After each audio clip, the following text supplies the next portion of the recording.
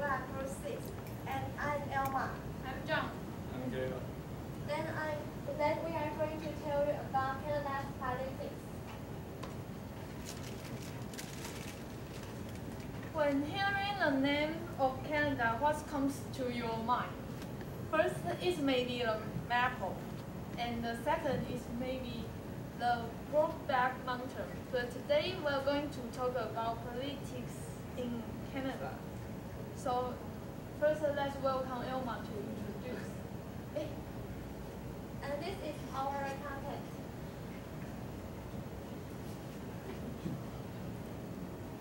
Then at first, I want to tell you about one of politicians in Canada. This is Stanley Kilgore. Kilgore grew up in a happy family, but he found that his nanny from Eastern Europe had a tragic story of being persecuted by the government. This made Kilgore pay attention to the human rights of persecution when he was young. And afterward, Kilgore was elected as a member of the parliament and actively dealt with every event. For instance, in 2005, he harshly criticized that the Canadian government ignored the death slaughter in Sudan of Africa and urged the military intervention of government. And next, national unity. National unity has been a major issue in Canada. This issue has been the ongoing conflict between the French-speaking majority in Quebec and the English-speaking majority in the rest of Canada.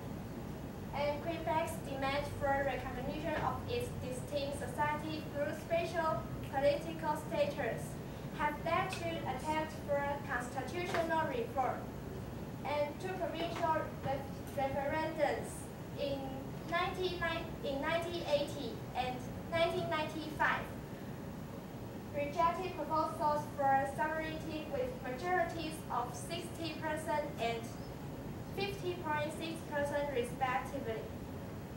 Given the narrow Federalist victory in 1995, a reference was made by Canadian government to the Supreme Court of Canada in 1998 regarding the legality of unilateral provincial secession.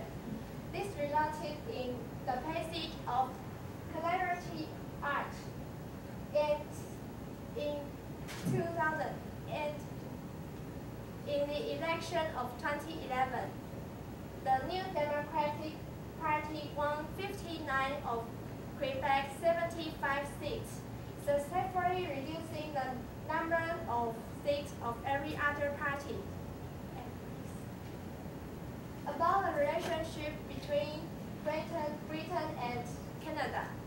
Canada and the United States were originally British colonies, but later the British recognized the equal status in Canada. And in 1931, Canada became the member of the British Commonwealth, and the British sovereign is Queen Elizabeth II today. So she is also the sovereign and the Queen of Canada. But the Queen rarely stays in Canada, so when she is not in Canada, governor will replace her. And in the past, the governor was the British, but from 1952, the governor was Canadian, and the governor is recommended by the Canadian Premier and the Parliament, and then is appointed by the Queen. And next part, Galen will introduce you political system in Canada. And I want to introduce the political system in Canada.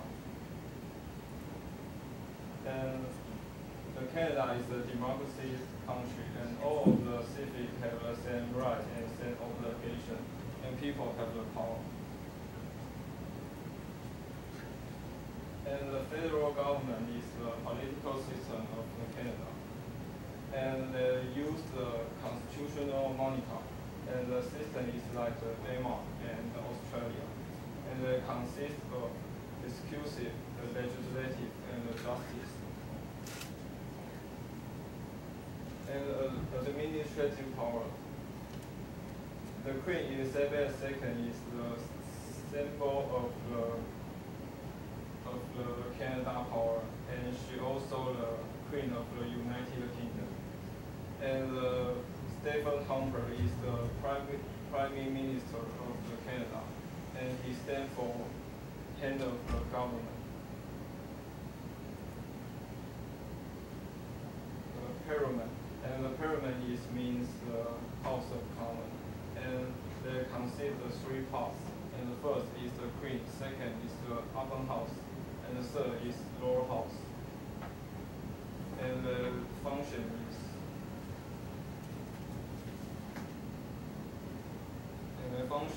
making laws and changing laws. The Senate. And the Senate function is to review the laws which proposed by the House of Commons, and the cabinet of Senate is composed of 14 members, and chosen and headed by the Prime Minister. And the responsible is elected government. And the jurisdiction. And the jurisdiction is control every provincial government, and judicial review, and also the Supreme Court of Canada. And the next is the political party by Jiang.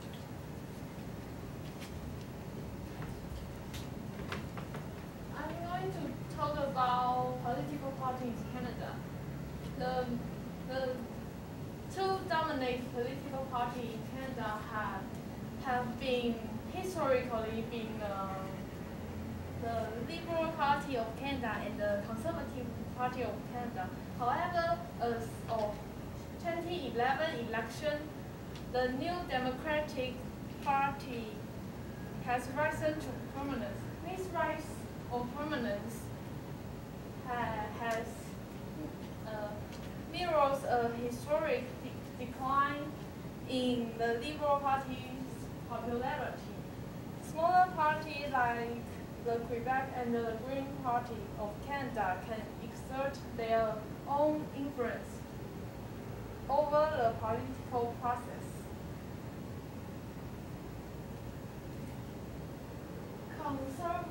Conservative Party of Canada was political party in Canada which was formed by the merge of Canadian Indians and the Progressive Conservative.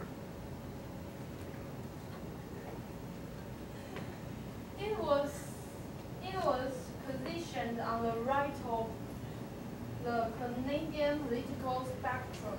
The party favored a free market and fiscal responsibility and limited on nation power.